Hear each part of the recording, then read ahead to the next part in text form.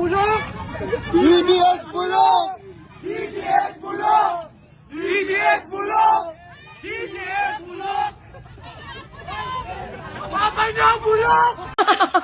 Mula 2016 hanggang ngayon, nakamagkano na kayo kontrata? Buong infra, wag na yung flood control lang. Lahat, basta yung kontrata nyo sa DPWH, nakamagkano na kayo? Ang kaya ko lang pong sagutin yung kay Yun na, yung lahat ng firms, mag-asawa kayo eh. Nag-divest na po kami yung honor doon sa ibang mga company. Pag-divest before, gusto mo sabihin ko, magkano? 207.25 billion over a period of 10 years from 2016 to 2025. Ganyang kalaki ang inyong kontrata. Kaya huwag kang ay nako, mahirap talaga kayo kausap pare-pareho.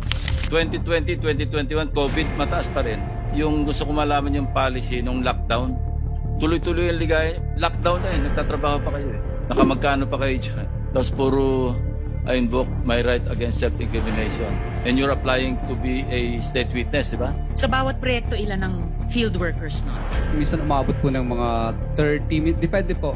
Minsan po 50. 30 to 50 lamang na workers. Yung ibang mga proyekto nyo, pag sabay-sabay, sinasubcontract po nyo iyon? No po, Your Honor. Hindi subcontract, joint venture, di ba? Yung iba po, joint venture. Nakamagkano kayo yung joint venture? Your Honor, wala pa po akong data na hawak po. 24 billion. Sino yung top 5 companies na may joint venture kayo? Lahat ng firms. Si ano po, si Ayan na, basahin mo na lang. Pag sinabing joint venture, royalty, di ba? Hindi po, Your Honor. Kasi tama, ang tanong ni Senator Risa, ilan ang tao nyo? Kaya nyong gawin lahat yung 207 billion pesos worth ng project sa 10 years? Libo dapat ang tao nyo. Yes po, Your Honor. Yung iba, joint venture, kasi royalty na lang, di ba?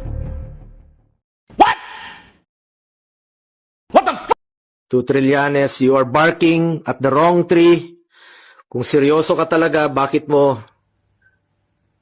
di mo kasuhan yung mga totoong mga korap talaga? Boss, may sinampang kaso na. Hintayin mo na lang yung subpoena.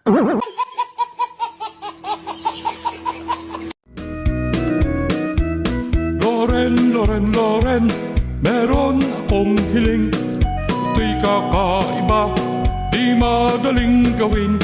Pero kung pwede lang, sana ay ibalik sa sinapupunan mo itong anak mong may santik. DDS ka ba? Ito ang mga palatandaan ng isang Duterte diehard supporter o DDS.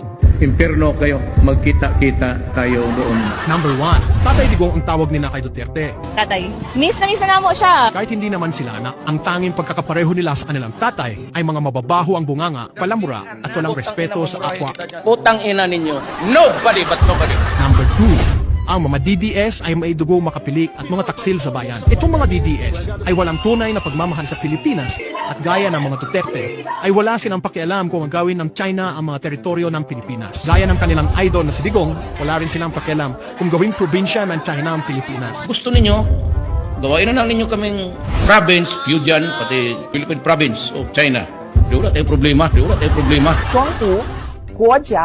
Xi Jinping. Number 3, mahilig sa fake news. Kahit anong balita ang isupo sa kanila basta't pabor sa mga Duterte, ay maniniwala sila kahit malinaw na ito ay kabaliktaran sa katotohanan. Sa TikTok, Facebook at YouTube, ang main source nila ng information at hindi sa mainstream news sources. Halimbawa, naniniwala sila na gumanda ang Pilipinas noong panahon ni Duterte. Hindi sila naniniwala na halos kalahati ng kasalukuyang utang ng Pilipinas ay inutang noong panahon niya at ngayon ay kailangang pagbayaran ng mga susunod na administrasyon kasama ang napaalaking interest. Number 4, mga utoto at mga may saltik sa utak. Lahat ng DDS ay followers ng mga bayarang vloggers at vloggers na gaya ni Trixie Angeles, Byron Cristobal alias Panat P, Claire Contreras alias Maharlika at Crisette Chu at kung sino-sino pa maaperon kay Duterte. Naniniwala sila sa pulveron video na ipinagkakalat ni Maharlika kahit ilang buwan na niya ipinangako na ilalabas pero wala naman. Number 5, aktibo sa SOCMED at marami ay binabayaran bilang troll. Karamihan sa mga DDS ay may mga multiple accounts na ginagamit upang mang-troll sa Facebook. Yung mga hindi nababayaran ay walang kaalam-alam na naka-screenshot ang kanilang mga pro-Duterte comments at may namimingin para sa kanila. Number 6,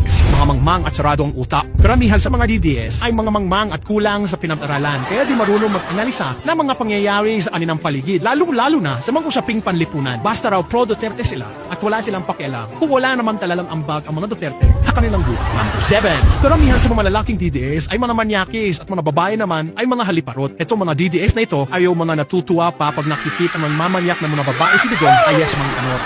Dito mo malalaman na walang respeto ang mga ito sa mga kababaihan at iniidolo nila ang mga kamanyakan ng kanilang poon. Halimbawa na lang itong si Senator Bato de la Rosa na mayanyak pang asawa ni dating Senate President Mig Zubiri matapos itong patalsikin bilang Senate President. Ang mga babae naman ay mga tipo ni Mocha Uzon, Claire Contreras alias Maharlika na ginagawang parausan ni Digong. Ang 8, ang mga DDS ay bilib na bilib sa drug war ng kanilang tatay Digong at talagang in denial pa rin hanggang ngayon na napakarami pa rin mga adik kahit sa syudad ng Davao. Hindi sila naniniwala na puro pitsugin lang naman ang pinagpapatay ni Digong sa kanyang drug war at yung mga kalaban ng Davao Mafia na kinabibilangan ng kanyang mga bataan na sina Michael Yang, Lincoln Ong, Peter Lim, Sunny Uy at Charlie Tan at ang kanyang anak na si Paulo Duterte at kasosyo nitong si Glenn Escandor. At dahil nga DDS, hindi sila naniniwala na ang mga tonelalang shabu na nakumpiska sa warehouse ni Lincoln Ong ay may koneksyon kay Tatay Digong. Hindi rin sila naniniwala na yung kanyang pinapatay na si Osamis City Mayor Reynaldo Paruhinog ay kanyang kaibigan at kasosyo sa negosyo ng iligal na droga. Pang-siyam, pagkatapos mapanood itong video ay magko-comment ng solid DDS o kaya we love Tatay Digong.